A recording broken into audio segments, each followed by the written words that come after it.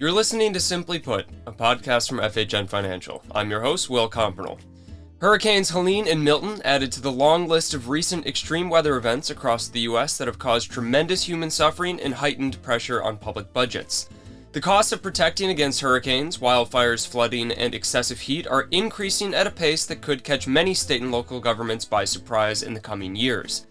On today's episode, we talk with Tom Doe, CEO and founder of Municipal Market Analytics, about the magnitude of these extreme weather events, how the cost burden is shared between state, local, and federal governments, and what it means for the municipal bond market. Stay tuned.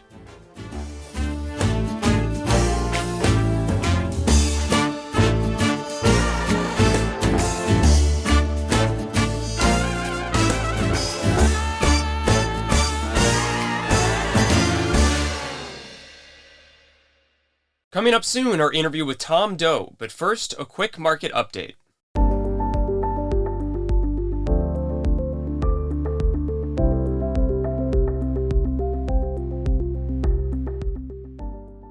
Fed officials are starting to publicly focus more on their different estimates for the neutral policy rate this cycle. FOMC hawks like Michelle Bowman and Lori Logan have suggested there may not be many more rate cuts left before the Fed should pause. Chicago Fed President Austin Goolsbee, in contrast, believes the Fed funds rate will be gradually lowered over the next couple of years. The public comments verbalize the lack of consensus within the FOMC that has been expressed by recent dot plots. The important question now is whether the post-election landscape will make projections for the longer-run neutral rate shift upward in next month's Summary of Economic Projections.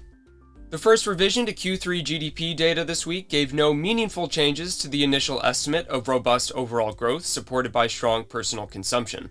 The October PCE reinforced the stubbornly high core inflation signal by last month's CPI, giving ammunition to Fed hawks who feel the FOMC should exercise caution with any future rate cuts.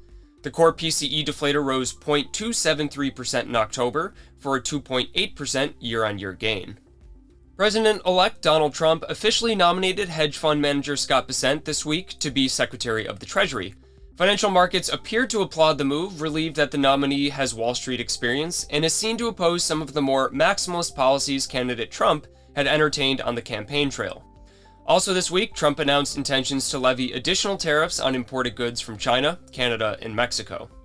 Russian President Vladimir Putin modified the country's nuclear arms protocol last week, lowering the bar for when Russia could use nuclear weapons in armed conflict. The move had been essentially announced in September, but the timing caused some jitters in financial markets since it was announced shortly after Ukraine fired US-provided missiles into Russia for the first time. Yields finally broke lower earlier this week after staying relatively high since the November 5th election results were announced. Yields on 10-year treasuries had approached 4.50% multiple times over the last 2 weeks, but fell as low as 4.25% this week after a strong 2-year treasury auction and Bessent's nomination unwound some of the post-election bearishness. That's all for the market update this time. Now, our discussion with Tom Doe.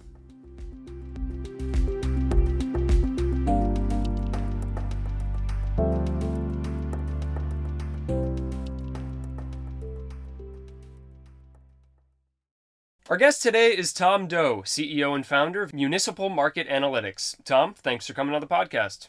It's a pleasure to be here. Our topic today is the economic impacts of extreme weather events, particularly on the municipal bond market. Now, just the last few months, going down the list, the United States has been hit by Hurricanes Beryl, Helene, and Milton. Last year, wildfires in Canada were so intense that they created this blanket of hazy air down in the U.S., stretching from Chicago to the East Coast. Parts of the Sun Belt have experienced 90-plus consecutive days of 100-degree temperatures in recent years. Tom, help us put these events into context. I know that was a lot of anecdotes, but have extreme weather events become more frequent? Have they become more costly over the last few years, or have they largely stayed the same?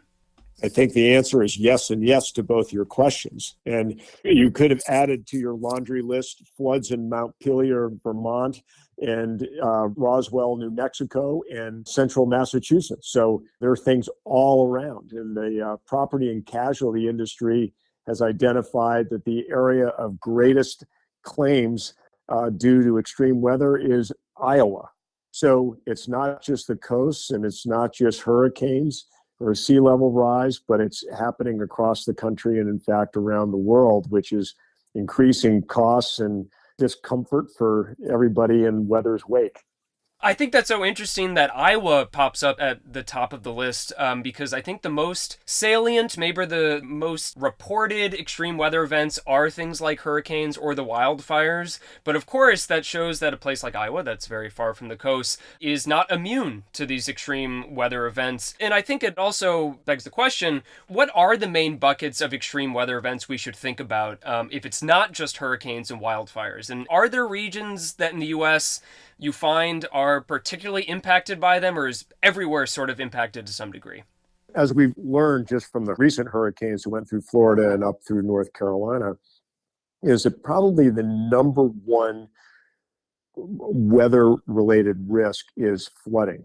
And just as I was mentioning in New Mexico and in Vermont and Massachusetts and Iowa, in the Midwest, flooding from the Mississippi River and its tributaries are causing a great deal of stress. And what we're also finding out in recent years is that the intensity of rainstorms and the amount and the volume of water that's falling in a short period of time is stressing inadequate infrastructure. And this is what then ties these climate events or extreme weather events into the municipal market, because now what we're doing is stressing the infrastructure that municipal bonds have financed and built.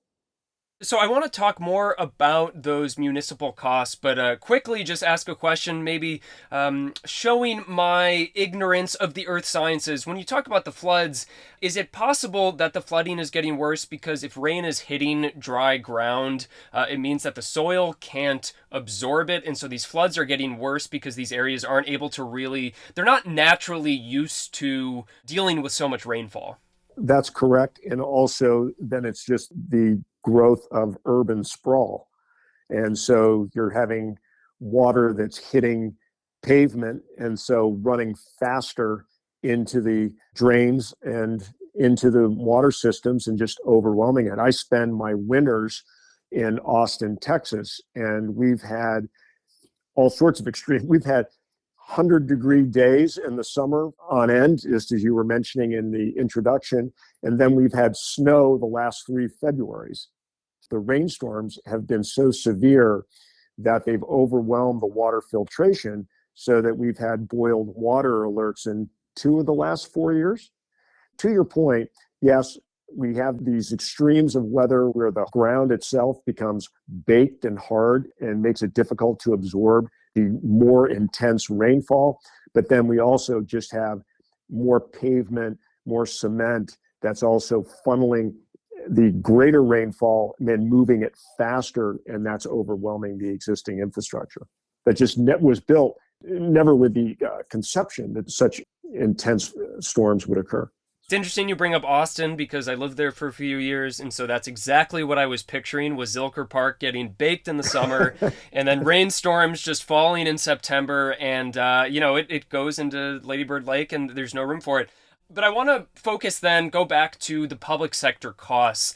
Is the burden here on municipalities mostly from, let's say, lower tax revenue because there's less economic activity? Is it rebuilding the infrastructure? Is it the immediate assistance that's needed?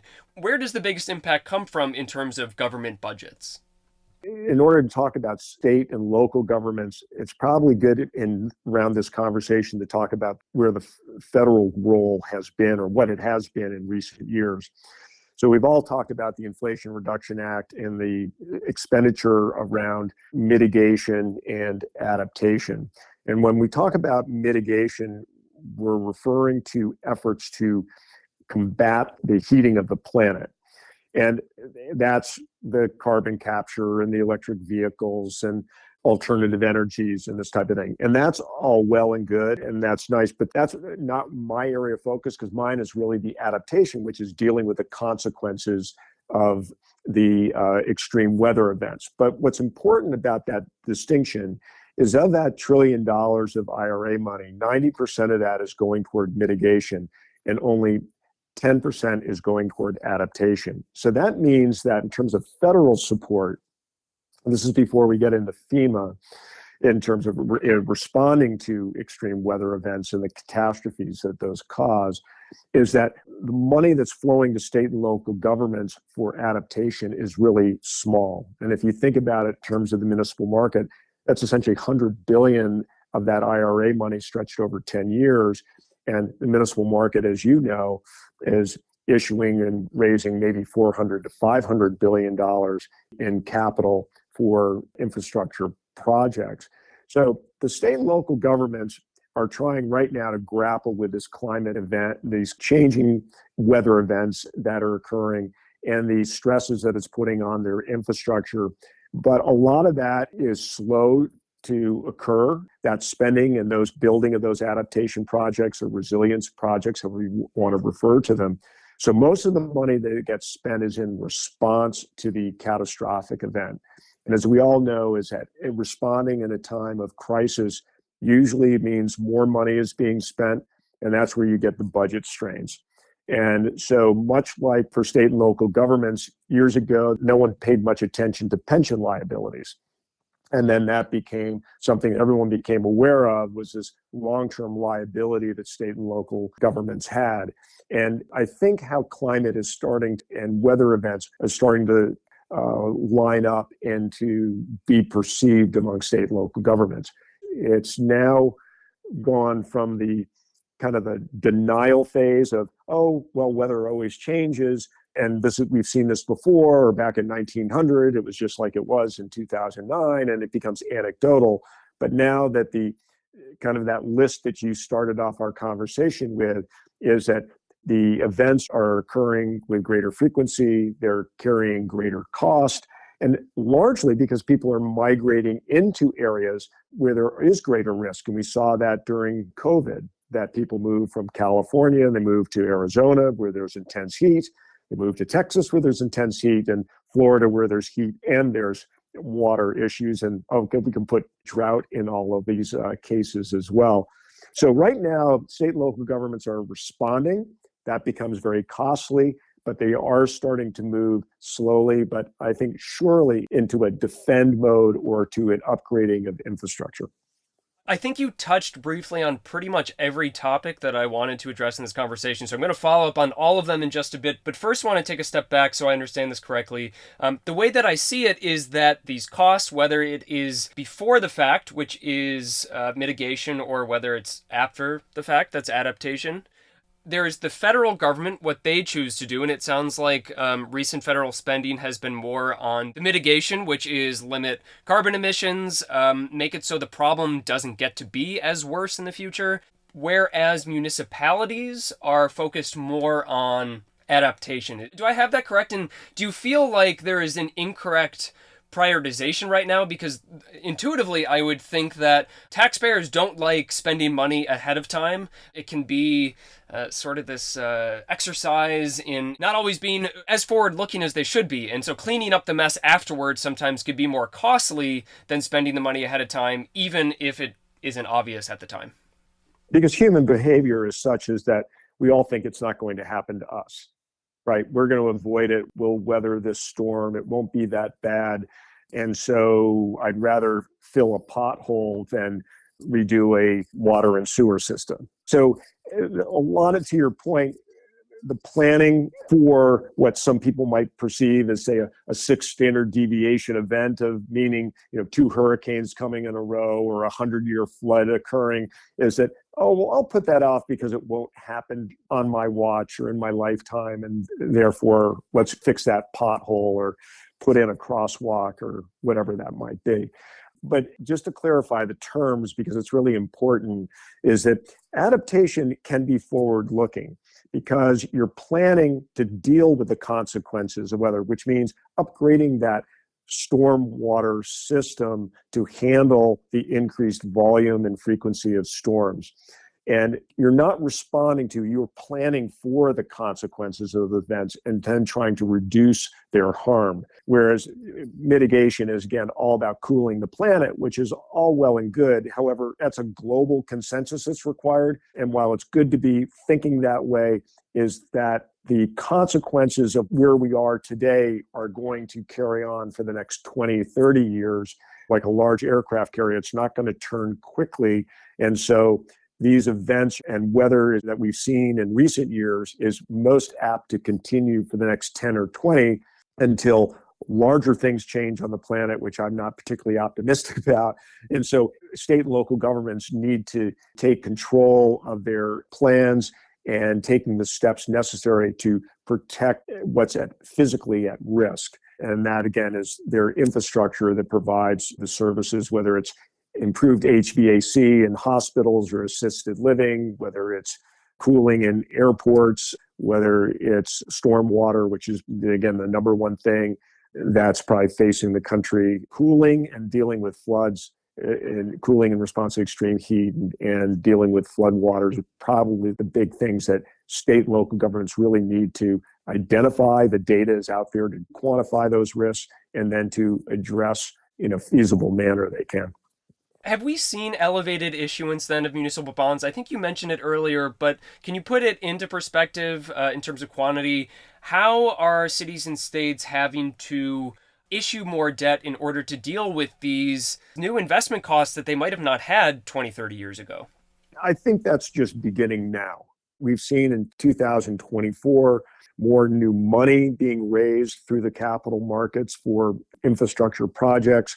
Now, it's not that there's a big carve out where you can identify and say, oh, this is climate related. I think it's a very small percentage of that. Our firm believes that in the next 10 years, certainly in the decade of the 2030s, we will see annual issuance of municipal bonds increase by 100%.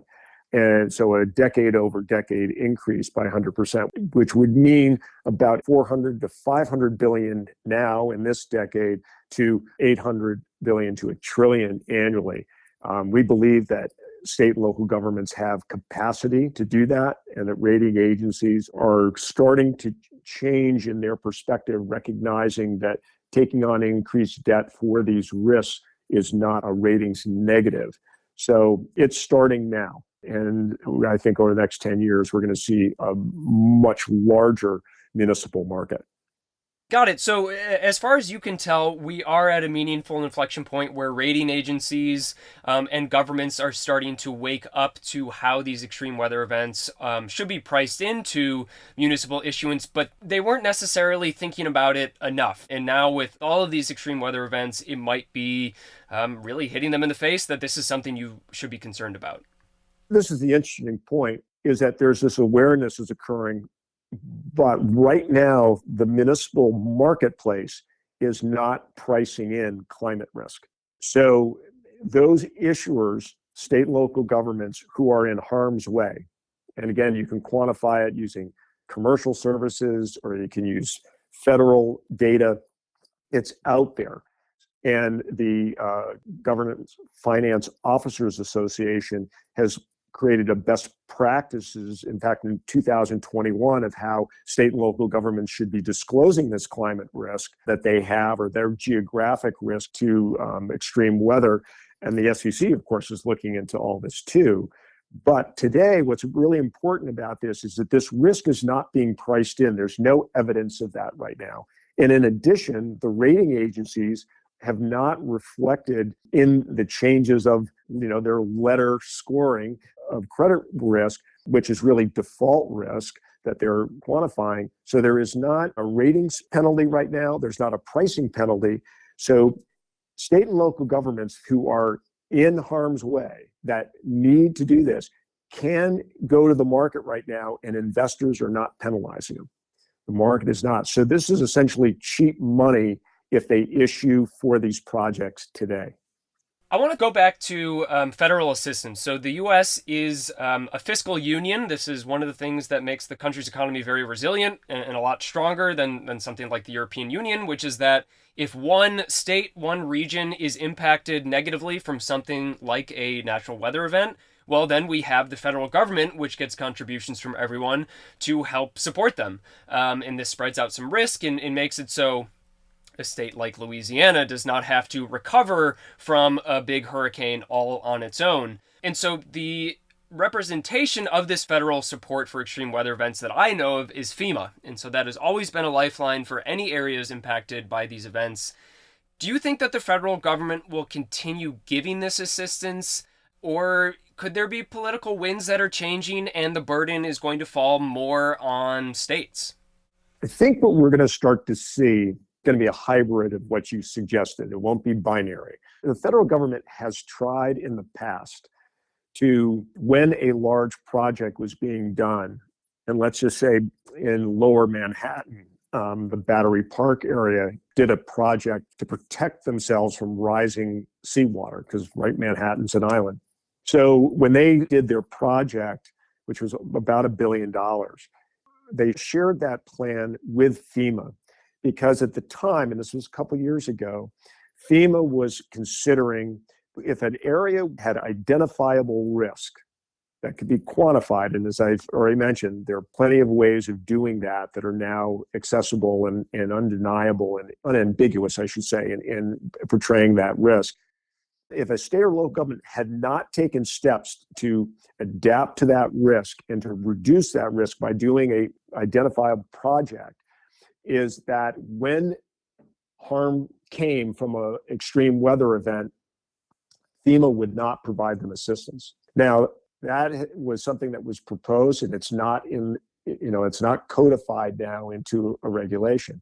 So just as we saw recently with Helene and Milton, FEMA responded. However, as the deficit continues to rise, and I learned when I was testifying before the Senate Budget Committee this past January, is that there is a greater sensitivity because of the size of the deficit that FEMA has its limits, and that it is a costly way for the federal government to continue to simply respond, especially to areas where risk is known.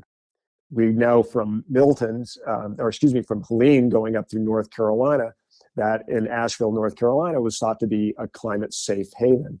So those people, they were not perceived to be in harm's way, and yet they were. So there's a certain unpredictability. So FEMA can't quite say, well, I think you're in harm's way, so therefore we're not going to respond. The political climate is such that politicians won't be able to say no, because you can't just you just can't do that.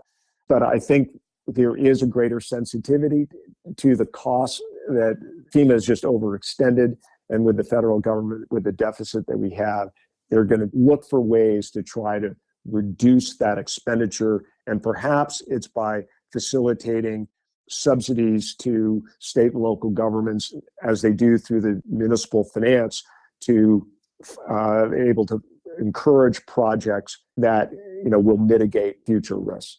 How do appropriations for FEMA work? Is there a set amount set aside by Congress, and then once it runs out, if a natural disaster happens and those funds are effectively zero, for FEMA to provide any aid to the affected region, does Congress have to pass some sort of emergency spending bill, or is there a bit more of a blank check depending on the severity of the storm, that if it's a bad storm, FEMA will be there to help you? I don't know all those specifics. What I can, though, tell you is that before Helene hit, is that FEMA only had enough funds for one disaster in their budget. Before Helene hit, I believe the continuing resolution was extended, so there were funds that were then available for Helene, and then for subsequently with Milton. So I believe there is a budget, but like anything, the line is always moving, and especially when you have constituents and media covering the consequences of a severe event, people try to be compassionate and try to be responsive. So money seems to appear. But I think that what we don't know but what we certainly are anticipating, I think everyone, is that again, what we've learned recently, and as we're the topic of this discussion, is the storms are more frequent, they have more volumes of water, and they're more volatile, and so the damage has been greater. You mentioned that the rating agencies or some investors in the muni market are slow to realize the costs associated with the increase in the frequency of these extreme weather events. What about when it comes to the private insurance industry? So I've got to think that if these wildfires are becoming more frequent in California, to get home insurance in those areas, it should be more expensive, right? These premiums should go up. If you own a car in an area that is going to be more susceptible to flooding or anything that can damage a car, then your insurance premium should go up. Do we see a response in the insurance industry, or are they also seemingly slow to adjust? They've been most responsive, and their premiums have been increasing significantly, or they're just removing themselves from a market where there is extreme weather risk. And this is the concerns that are in California around the wildfires. It's concerns in Florida around flooding and storms. And that's becoming a real problem because we are seeing homes aren't insured. People are self-insuring. And in cases where that is occurring, is we're seeing states are coming in to try to provide that insurance, but there's never enough money for that to be adequate. And we're finding in Florida, for example, there are holes and costs associated with a state trying to step into the insurance market that just isn't sufficient, or the claims process and the payment process is insufficient for the damage that's being experienced. So the insurance is a big thing. And also, of course, as you appreciate, is if you can't insure a home, that would reduce the value of the home. That could then impact the property tax revenue. That's very important to state and local governments in providing a source of revenue that will pay for the debt for the that's being issued in order to service to respond or to plan for these extreme weather events. So we're going to see more building of and more attention to infrastructure, but there's also going to be the risk that tax bases will become mobile, as we saw during COVID, and that there will be significant migration changes in migration patterns. That, for example, the people that moved from California during COVID to the states I mentioned earlier of Arizona, Texas, and Florida, they may, and within the next 10 years, see a reverse migration, or they migrate to somewhere yet unforeseen. So the challenge will be, will there be credit risks that emerge that could be significant?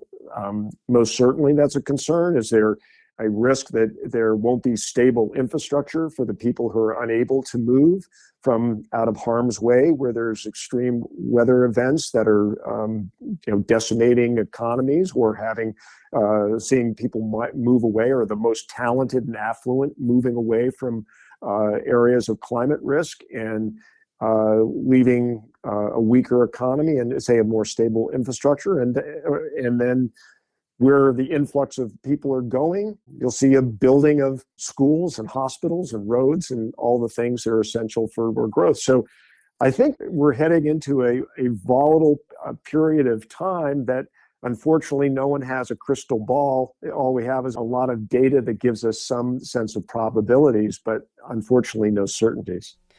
I want to end by trying to reconcile this idea that the biggest population inflows are going into those areas you mentioned that also seem to have this kind of the highest increase in frequency of extreme weather events.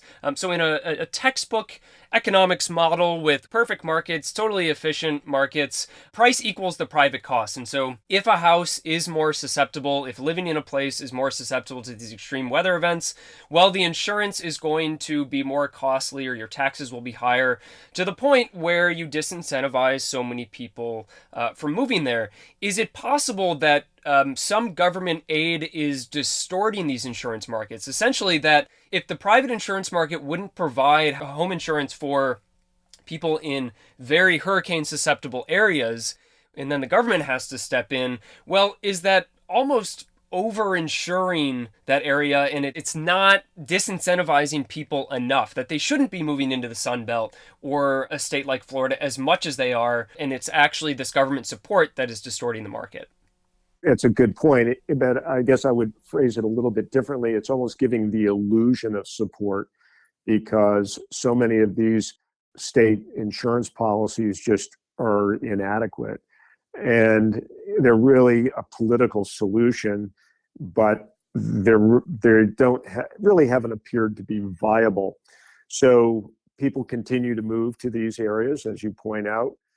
And again, as people move in, and what we've seen in Florida and on the coastal communities, remember too that 50% of the US lives within 50 miles of the coastline, right? So we're kind of a funny country that way. But as people move into these areas of greater risk, they're also increasing property values. And so we have this balloon, and there have been numerous studies out of that there's hundreds of billions of dollars of overvalued property.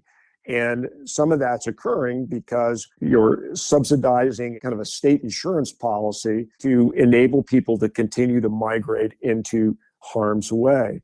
And it's the same thing, too, is that we rebuild with FEMA money. We encourage people to rebuild where they are as opposed to moving to a place where there's less risk.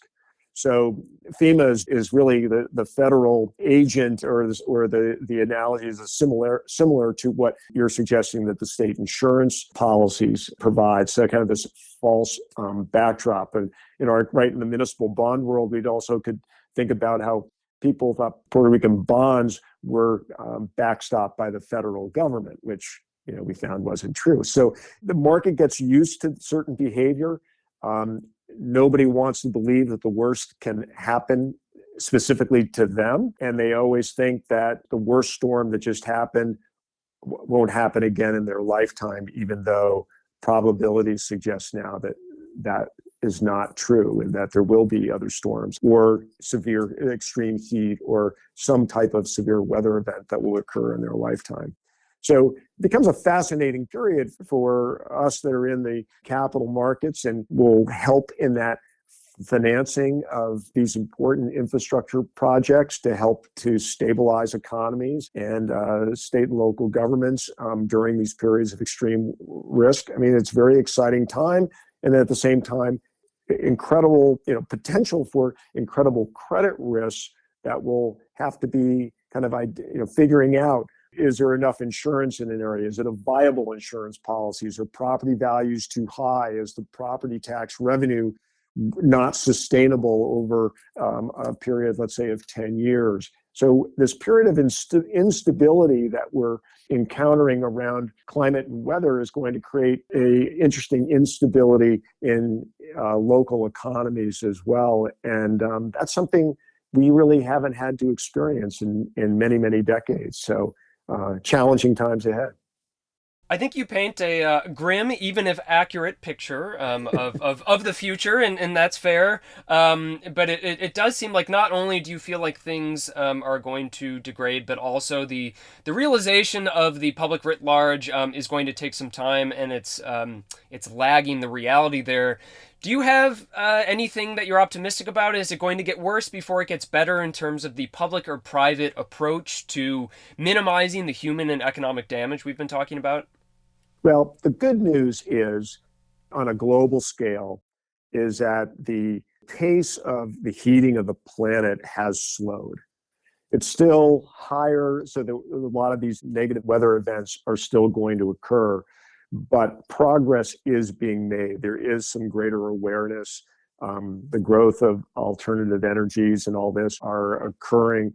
We're starting to identify, an energy cocktail, if you will, of lots of different sources of power in order to kind of keep our economy going. I mean, I think that the economic drivers right now with technology and AI specifically are requiring extreme needs for electrical power, right? And so I think we're seeing the private sector starting to get motivated for their own bottom line to figure out long-term energy solutions for, again, speaking specifically in the U.S., and that's encouraging. And we'll probably have nuclear power will probably come back into vogue and be something that's viable and will become a big part of that cocktail that I was suggesting. So I think people's ingenuity has always been something that has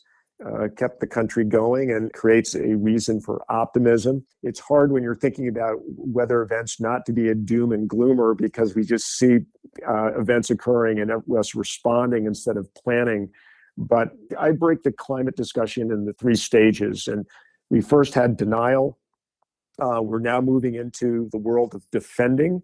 And then we'll kind of go into this next stage, which I call depart, which will be the migration to areas that are more hospitable. But I think in the stage now of defending is where the ingenuity, as I mentioned before, of the private sector will be a driver. And again, it's going to be around the creation of alternative energies. And that will be kind of good for the climate. It'll be good for economies, it'll be good for some of these areas. And then my hope is that these adaptation type projects will get done. And we all know the infrastructure needs to be paid attention to. I mean, here in Concord, Massachusetts, for example, when we were replacing the water and sewer pipes in the center of town, they were digging up the main street and they found that the water pipes were still wood. So from colonial times. And so outstanding construction of 200 years ago, but eventually everything that's good has to get replaced. So due for an upgrade. Yeah, exactly. But I think it's creating an awareness to the infrastructure story that's been long neglected, and that's a good thing. So good things can come out of bad events. Tom Doe, thanks for coming on the podcast. You're most welcome. A pleasure to talk to you.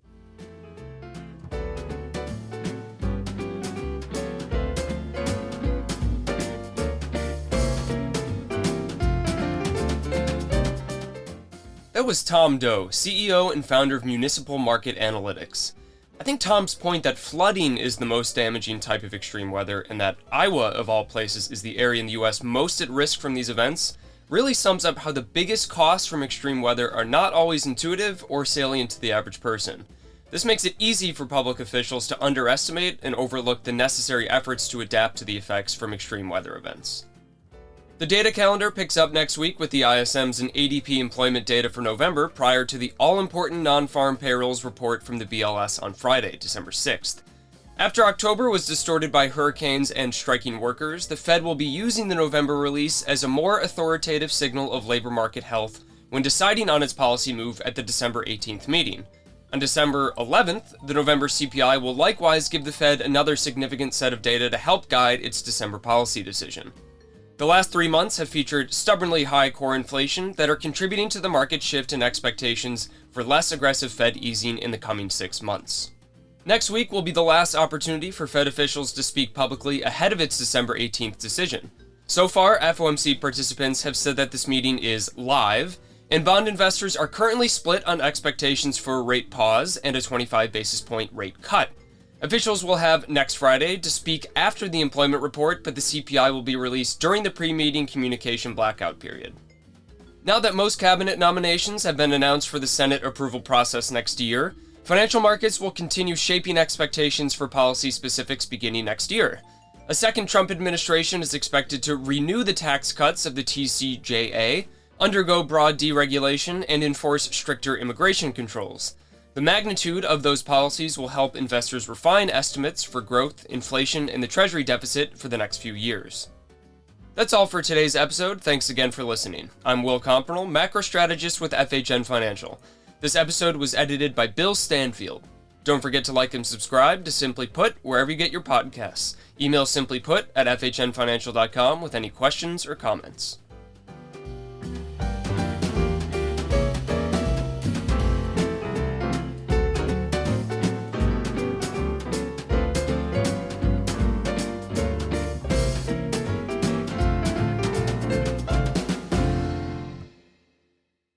This podcast is presented for informational purposes only and is not intended as an offer or solicitation with respect to the purchase or sale of any security. Views expressed herein accurately reflect the speaker's personal views about the data, news, trends, events, etc. discussed herein or any subject securities or issuers. No part of their compensation was, is, or will be, directly or indirectly, related to any specific recommendations or views expressed. FHN Financial, through First Horizon Bank or its affiliates, offers investment products and services. Investment products are not FDIC insured, have no bank guarantee, and may lose value.